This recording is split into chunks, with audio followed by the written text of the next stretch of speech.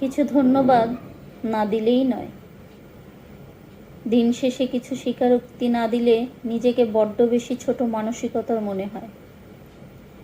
আসলে জীবনে চলার পথে আমরা নানাভাবে মানুষের কাছে ঋণী হয়ে যাই, হোক সেইজন পরিচিত নিকটাত্মীয় কিংবা অপরিচিত দূরের কেউ।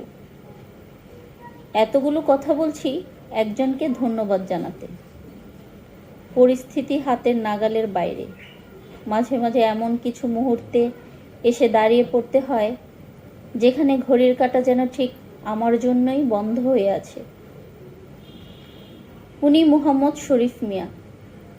ঠিক ওনার কথাই বলতে চাচ্ছি। বাসা থেকে অনেকটা দূরে আমরা আটকে আছি। আমার সাহেবের পকেটে মাত্র 20 টাকা।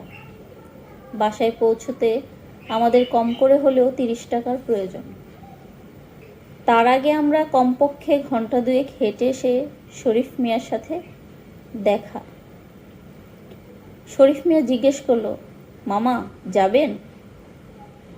যেহেতু আমরা রাস্তায় হাঁটছি, স্বাভাবিকভাবেই খালি রিকশার চালকগুলো আমাদের ডাকছেন। পকেটে যথেষ্ট ভাড়া নেই বলে আমরা কোনো জবাব না দিয়ে হেঁটেই চলেছি। মোহাম্মদ শরীফ মিয়া ডাকার পর আমি বললাম, মামা আমরা যেতাম, কিন্তু আপনাকে দেবার মতো উপযুক্ত ভাড়া বা সামর্থ্য এখন নেই।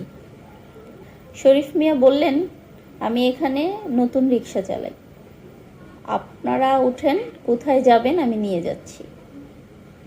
আমরা কিছুটা ইতস্তত হয়ে বসে পড়লাম আর ভাবতে লাগলাম, আমরা জীবনে চলার পথে এমন অনেকভাবে মানুষের কাছে ঋণী হয়ে যাই, তবে কখনো তাদের ধন্যবাদটুকু জানাই না। শরীফ ভাই, আপনার উপকারটুকু হয়তো ভুলে যাব সময়ের পরিক্রমায়, তাই নিজের ফেসবুক দেয়ালে আপনার উপকারটুকু জমা করে রাখছি, যেন আমার আজকের সময়টুকু মনে করিয়ে দেয় আমরা কতভাবেই সমাজ, পৃথিবী আর মানুষের কাছে ঋণী। ধন্যবাদ শরীফ ভাই, আপনি ভালো থাকবেন।